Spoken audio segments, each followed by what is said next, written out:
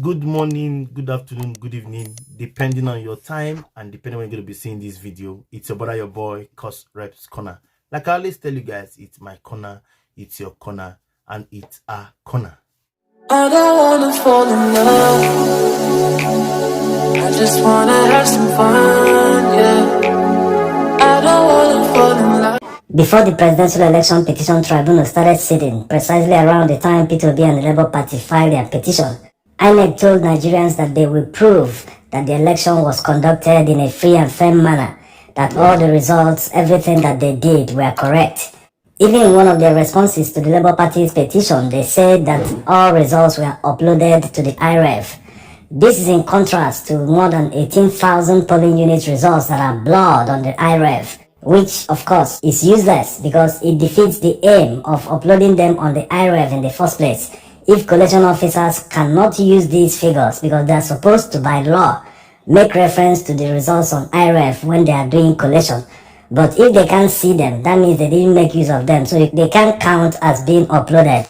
Now, let's compare what INEC has said in the past to what they did at the tribunal proper. Many people were expecting that INEC will come to the tribunal to bring a lot of evidence to say, yes, this is what we did. We said this person got this here, he got so votes here. This is it, look at it, sir. My lords, please, see it. See that we did the right thing. But that was not the case. Also, many were expecting that they would have called 2 or 3 polling officers or collation officers to come and explain and provide information to back what they did during the presidential election. But they were only able to call just one witness against Labour Party. That witness also came to defend only the upload, which, looking at the petition and all the pleas that the Labour Party made, that means they just came to defend non-compliance. We'll come to that in a moment. The INEC witness not only talked about a glitch, he also talked about the patches that they sent in order to mitigate the glitch that prevented the upload of presidential election results. We all know this is just a fabrication because there's no way a glitch can distinguish between presidential election results and senatorial or House of Reps results. The application running on the beavers sends the same packet of data. They are all the same. If it's an image, the receiver or the IREF sees it as the same. It's just that the information in the image is different from each other. So there's no way it can distinguish and say, oh, I will glitch here since this one is presidential election results, or this one is senatorial election results, I don't need to glitch here. Maybe they think no one knows anything about IT in Nigeria, that no one knows how network infrastructure works. It's just not possible that a glitch will distinguish which one it will accept or not. And going by the videos that many people made during the presidential election in many polling units across Nigeria, many INEC polling unit officers were saying that they couldn't log in, that their passwords don't work. So it means it was purely an administrative issue. Someone at the top blocked their access to the server. They blocked their passwords, they blocked the presidential election results upload. I should have clicked.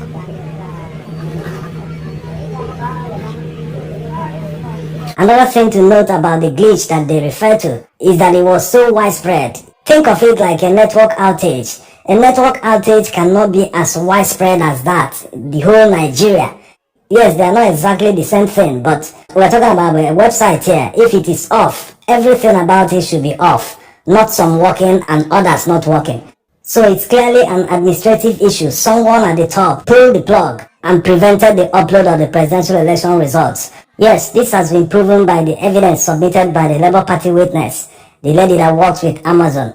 She tendered AWS reports in 6 regions across the world that proves that there was no glitch on the day of the presidential election. The Labour Party legal team should have taken this a step further by issuing a subpoena to INEC to tender their back-end server report so that the court and Nigerians will know who truly logged in and made all the changes that prevented the upload of presidential election results. Yes, that person must be fished out. Is it the ICT department? Whoever had administrative rights few days or on the day of election must be fished out to know why he blocked the access.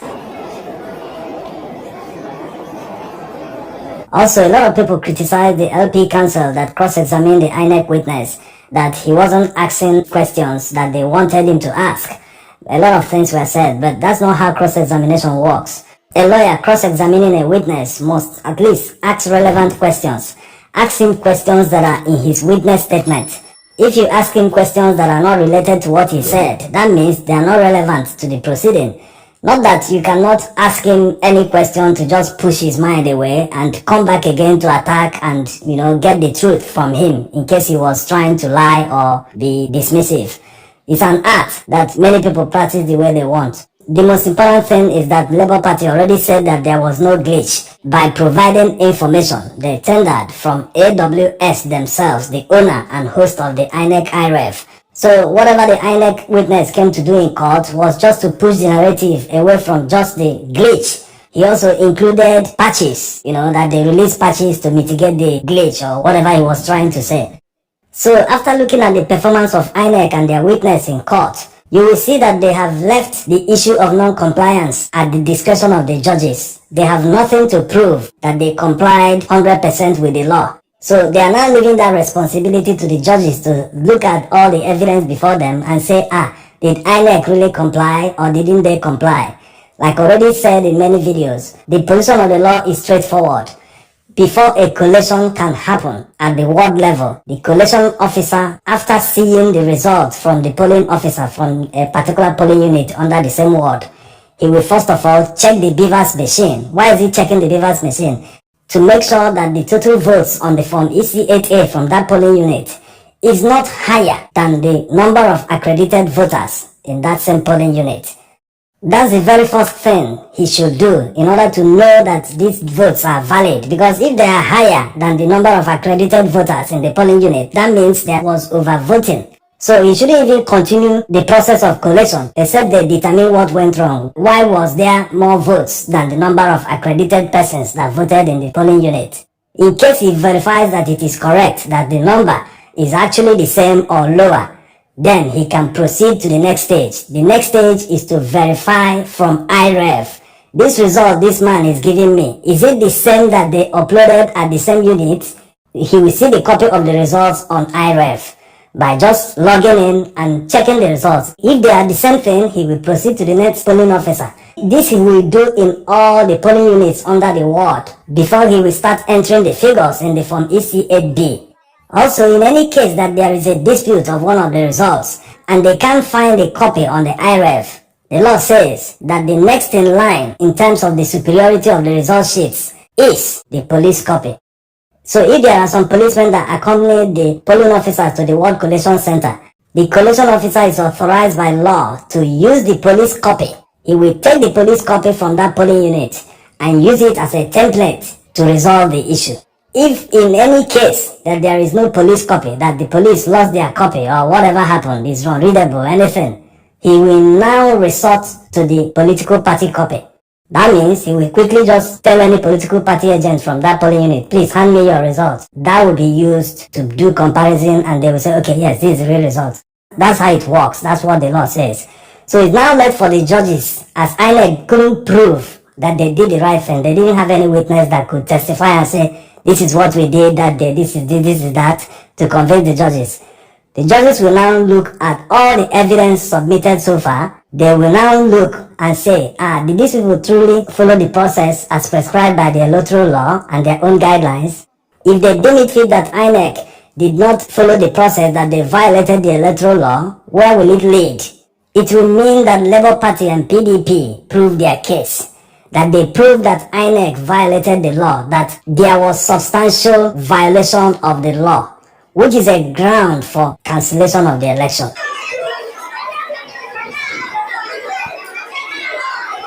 Yes, that's the position of the law, and according to the EU report, only 31% of the presidential election results were uploaded as at the time the INEC chairman was announcing the winner. So if, according to the law, only a third of the entire results were on IREF, that means more than 60% of the results were not there, and the same magnitude applies to the non-conformity of the law. It is absolutely substantial, so it will lead to a cancellation of the election.